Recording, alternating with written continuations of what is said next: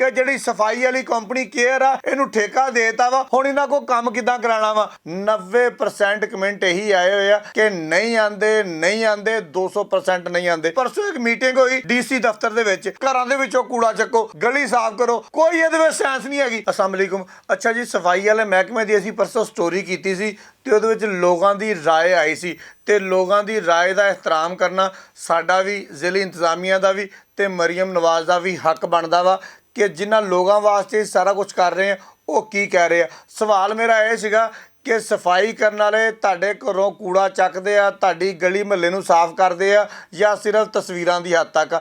5 7 10 comment ਪੜ੍ਹ ਲਈਏ, ਵੈਸੇ ਤਾਂ ਹਜ਼ਾਰਾਂ ਦੇ ਵਿੱਚ ਕਮੈਂਟ ਆ, ਲੇਕਿਨ ਮੈਂ ਥੋੜ੍ਹੇ ਜਿਹੇ ਪੜ੍ਹ ਕੇ ਤੁਹਾਨੂੰ ਦੱਸ ਦਿੰਦਾ ਵਾ।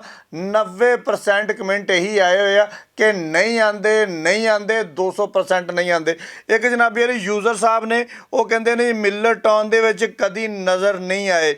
ਅਫਜ਼ਾਲ ਕੰਬੋ ਸਾਹਿਬ ਆ ਜੀ, ਅਫਜ਼ਲ ਕੰਬੋ ਜੀ, ਉਹ ਕਹਿੰਦੇ ਆ ਜੀ ਨਹੀਂ। ਜ਼ੈਨ ਸਾਹਿਬ ਆ, ਉਹ ਕਹਿੰਦੇ ਆ ਜੀ ਨਹੀਂ। ਅੱਗੇ ਇੱਕ ਬੰਦਾ ਜੀ ਉਹਦਾ ਨਾਮ ਆ ਜੀ ਵਕਾਰ, ਉਹ ਕਹਿੰਦਾ ਜੀ ਆਤੇ ਹੈ ਬਾਈ। ਅੱਗੇ ਆ ਗਿਆ ਜੀ ਅਬਦੁਲ ਕਯੂਮ, ਉਹਨੇ ਮੈਨੂੰ ਦਵਾਵਾਂ ਇੰਨੀਆਂ ਦੇ ਛੱਡੀਆਂ, ਉਹਨੇ ਕਿਹਾ ਜੀ ਅਸੀਂ ਕਦੀ ਵੇਖੇ ਨਹੀਂ ਲੇਕਿਨ ਤੁਸੀਂ ਬੜਾ ਅੱਛਾ ਕੰਮ ਕਰ ਰਹੇ ਹੋ। ਲਾਈਫ ਇਜ਼ ਫੇਲ ਇੱਕ ਨਾਮ ਆ, ਉਹ ਕਹਿੰਦੇ ਆ ਜੀ ਕੋਈ ਨਹੀਂ ਆਂਦਾ ਸਾਡੇ ਵੱਲ। ਅੱਗੇ ਆ ਗਿਆ ਜੀ ਅਦਨਾਨ, ਇਹ ਵੀ ਕਹਿੰਦਾ ਜੀ ਨਹੀਂ ਆ ਰਹੇ। ਅੱਗੇ ਆ ਗਿਆ ਜੀ ਰਾਣਾ ਵਿਕਾਸ ਅਹਿਮਦ ਖਾਨ। ਪਹਿਲੇ ਤਾਂ ਰਾਣਾ ਸਾਹਿਬ ਨੇ ਇੰਝ ਵਾਲੀਆਂ ਇਮੋਜੀ ਭੇਜੀਆਂ ਹੱਸ ਕੇ, ਠੀਕ ਹੈ। ਫਿਰ ਉਹ ਕਹਿੰਦੇ ਜੀ ਸਾਡੇ ਵੱਲ ਨਹੀਂ ਆਂਦੇ, ਕਿਤੇ ਜੜ੍ਹਾਂ ਵਾਲੇ ਰੋਡ ਤੇ ਫਿਰਦੇ ਫੁਰਦੇ ਰਹਿੰਦੇ। ਅੱਛਾ ਜੀ, ਜਿੰਨੇ ਵੀ ਕਮੈਂਟ ਹੈਗੇ ਆ ਉਹ ਸਾਰੇ ਦੇ ਸਾਰੇ ਨਾਂ 'ਚ ਹੀ ਆ ਰਹੇ ਆ। ਇਹ ਮੈਂ ਤੁਹਾਨੂੰ ਸਿਰਫ ਇੱਕ ਆਈਡੀ ਟਿਕਟੌਕ ਦੀ ਦਿਖਾਈ ਆ। ਫੇਸਬੁੱਕ ਤੇ ਚੱਲ ਜਾਈਏ, ਯੂਟਿਊਬ ਤੇ ਚੱਲ ਜਾਈਏ, ਇੰਸਟਾਗ੍ਰਾਮ ਤੇ ਚੱਲ ਜਾਈਏ, ਹਰ ਬੰਦੇ ਦੀ ਲਾਲਾ ਇਹੀ ਆ ਕਿ ਨਹੀਂ ਆਂਦੇ। ਮੈਂ ਅੱਜ ਦੁਬਾਰਾ ਇੱਕ ਕੁਐਸਚਨ ਛੱਡਣਾ ਚਾਹੁੰਦਾ ਵਾ ਸਾਰੇ ਲੋਕਾਂ ਵਾਸਤੇ ਕਿ ਭਾਈ ਜੀ ਅੱਗੇ ਘਰਾਂ 'ਚੋਂ ਕੂੜੇ ਦੀ ਗੱਲ ਹੋਈ ਸੀ, ਹੁਣ ਅਸੀਂ ਦੱਸਣਾ ਇਹ ਆ ਕਿ ਆ ਗਲੀਆਂ ਮੁਹੱਲੇ ਸਾਫ਼ ਕਰ ਰਹੇ ਆ, ਕਿਆ ਜਿਹੜੇ ਕੂੜੇ ਦੇ ਢੇਰ ਪਏ ਹੋਏ ਸੀ ਉਹਨਾਂ ਨੂੰ ਚੱਕ ਕੇ ਲਿਜਾ ਰਹੇ ਆ, ਕਿਆ ਸਾਡੇ ਚੌਕ ਸਾਫ਼ ਕਰ ਰਹੇ ਆ।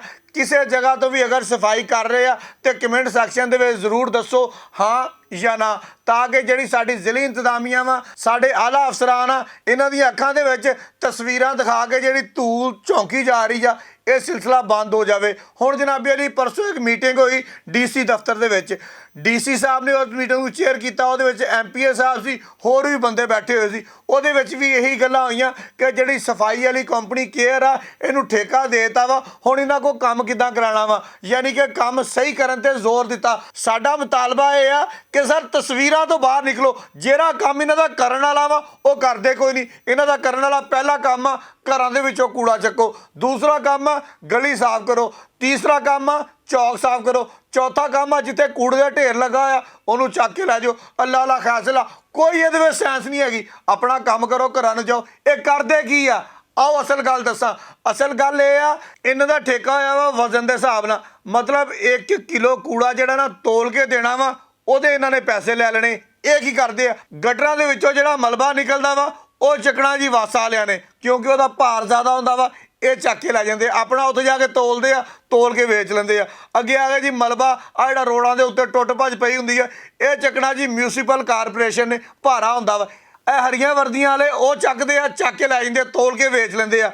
ਅੱਗੇ ਆ ਗਏ ਦਰਖਤਾਂ ਦਾ ਕੂੜਾ ਚੱਕਣਾ, ਦਰਖਤਾਂ ਦਾ ਕੂੜਾ ਚੱਕਣਾ ਵਾ PHA ਵਾਲੇ ਨੇ, ਕਿਉਂਕਿ ਇਹ ਵੀ ਭਾਰਾ ਹੁੰਦਾ ਵਾ, ਚੱਕਦੇ ਆ, ਚੱਕ ਕੇ ਲੈ ਜਾਂਦੇ, ਵਿੱਚ ਵੱਡੇ ਵੱਡੇ ਲੱਕੜੀਆਂ ਦੇ ਹੁੰਦੇ ਆ, ਉਹ ਲਹਿਦਾ ਵੇਚ ਲੈਂਦੇ ਆ, ਕੂੜਾ ਲਹਿਦਾ ਵੇਚ ਲੈਂਦੇ ਆ। ਅਸਲ ਕੰਮ ਜਿਹੜਾ ਇਹਨਾਂ ਦਾ ਵਾ ਕੂੜਾ ਚੱਕਣਾ, ਜਿਹੜਾ ਖਿਲਰਿਆ ਪਿਆ ਵਾ, ਛਾਪਰ ਆ, ਕੋਈ ਕਿਸੇ ਨੇ ਕੇਲੇ ਦਾ ਛਿਲਕਾ ਸੁੱਟਤਾ, ਜਿਹੜਾ ਤੁਹਾਡਾ ਕੰਮ ਕਰਨ ਵਾਲਾ ਅਸੀਂ ਉਹ ਨਹੀਂ ਕਰਦੇ। ਉਹਦੀ ਵਜ੍ਹਾ ਕੀ ਆ ਕਿ ਹੌਲਾ ਹੁੰਦਾ ਵਾ, ਹੌਲੇ ਦੇ ਪੈਸੇ ਨਹੀਂ ਸਾਨੂੰ ਲੱਭਦੇ, ਥੋੜ੍ਹੇ ਪੈਸੇ ਲੱਭਦੇ ਆ।